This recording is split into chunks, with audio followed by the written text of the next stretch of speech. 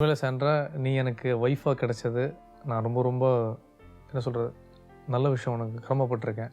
ஏன்னா என்னோடய எல்லா எல்லா சுச்சுவேஷனில் ப்ளஸ் ஆர் மைனஸ் எது நடந்தாலும் நான் தப்புகள் எதையும் பொறுத்துக்கிட்டு ஒரு குழந்தை மாதிரி என்னை பார்த்துக்கிட்டு என்னை நீ புஷ் பண்ணி கொண்டு போயிட்டுருக்க.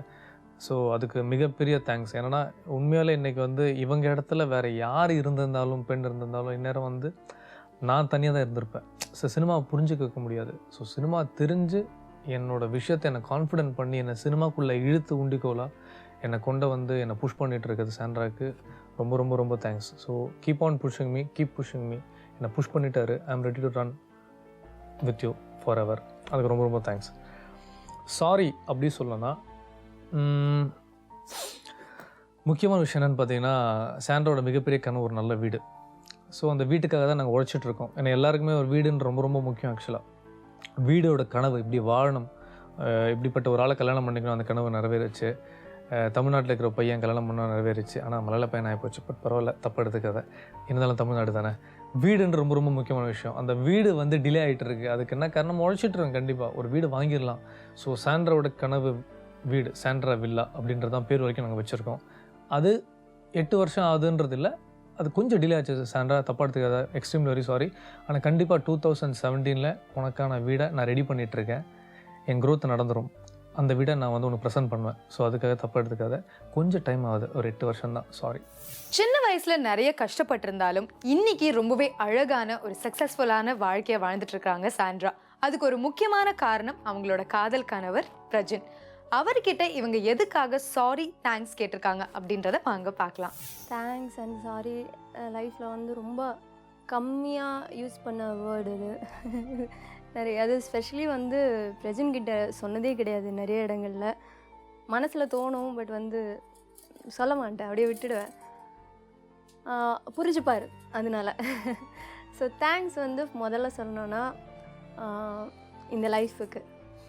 பிகாஸ் அண்ணா இறந்து யாருமே இல்லாமல் நின்ன டைமுக்கு, என்ன பண்ணோன்னு தெரியாமல் நின்ன டைமுக்கு கரெக்டாக என்னை கையை பிடிச்சி கூட்டிகிட்டு எனக்கு தெரியல, அந்த டைமுக்கு நான் வேறு யாரை நம்பி போயிருந்தாலும் என் லைஃப் என்னவாக இருக்கும்னு தெரியல. பிகாஸ் நான் ஒரு பொண்ணு தனியாக கேரளா மாதிரி ஒரு இடத்துல இருந்து, நான் கேரளா விட்டு எங்கேயுமே போனதே கிடையாது.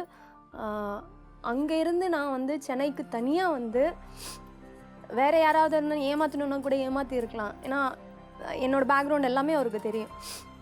ஆனால் கரெக்டாக என் கையை பிடிச்சி என்னை கல்யாணம் பண்ணி இன்றைக்கு வரைக்கும் நான் சந்தோஷமாக இருக்கேன் அப்படின்னா அதுக்கு காரணம் கம்ப்ளீட்டாக பிரஜன் தான். ஸோ இந்த லைஃபுக்கு தேங்க்யூ ஸோ மச். சாரி சொல்லணுன்னா அதே விஷயந்தான். ஏன்னா அவரோட அப்பா அம்மாவுக்கு நிறைய பெரிய கனவுகள் எல்லாம் இருந்திருக்கு. அவரோட கல்யாணம் இந்த மாதிரி நடக்கணும், இந்த மாதிரி பண்ணணும் அப்படின்னு எல்லாம் அவங்க நினச்சி நிறையா. இதுக்கு மேல என்ன சொல்ல போற? சொல்றதுக்கு வேற ஏதாவது போய் இருந்தா சொல்லிடு. அவதான் என்ன ஏமாத்தி எல்லாத்தையும் என்கிட்ட இருந்து பறிச்சிட்டான்னு பார்த்தா நீயும் இப்போ அதே தான் பண்ணிருக்க.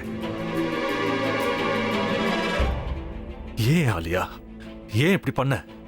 இந்த உலகத்துல பாட்டிக்கு அப்புறம் நான் யார் மேலேயாவது உயிரியே வச்சிருக்கேன்னா அது ஊ மேலதான் உனக்கு தெரியாதா? ஏன் இப்படி பண்ண ஆலியா? உனக்கு காசு பணம் அவ்வளவு முக்கியமா போயிடுச்சு. அதுக்காக நம்ம உறவை கூட மறந்துடுவியா?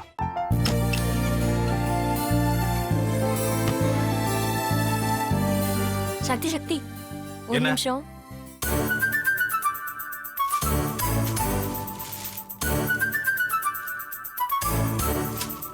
இந்தாங்க. என்ன இது? உங்களுக்கு பிடிச்ச பிராண்ட் செப்பல். இது என்ன நான் தலையில வச்சுட்டு தூங்கணுமா? சரி, அது விடுங்க. இங்க பாத்தீங்களா, டைம் பீஸ். இதோட அலாரம்க்கு தான் நீங்க டெய்லி எந்திரிக்கணும். அதெல்லாம் என் மொபைல்ல இருக்கு. முத்து, முத்து, என்னடி இவன் முத்துன்னு ஒருத்தைய உருவாக்கி விட்டான். செல்வியை மறப்பான்னு பார்த்தா எப்ப பார்த்தாலும் முத்து முத்துன்னு கூப்பிட்டு இருக்கான். முத்துவை கூப்பிட மட்டுமா செய்யறான், முத்துவை வச்சு என்னென்னமோ செய்யறான். நாம தான் இழிச்சவை மாதிரி வேடிக்கை பார்த்துட்டு இருக்கோம். என்ன முறைச்சு என்ன பிரயோஜனமாயா? உனக்கு வேற குரல் போயிடுச்சு. அடுத்து அவ செல்வியை கூப்பிட்டானா என்ன பண்ண போற? உன்னுடைய விருப்பப்படியே நீ ராமநாத வீட்டு மருமகளா வாழ போற. கண்டிப்பா என்னுடைய ஸ்தானத்திலிருந்து அவன் உன்னை நல்லா பார்த்துக்குவான். அம்மா, டேய் அவரை பத்தி தான் உனக்கு தெரியும்ல. அவர் எந்த முடிவு எடுத்தாலும் அதான் ஃபைனல். நம்ம அப்பா வேணுமா வேணாமாங்கிறத நீயே முடிவு பண்ணிக்கோ. வாடா.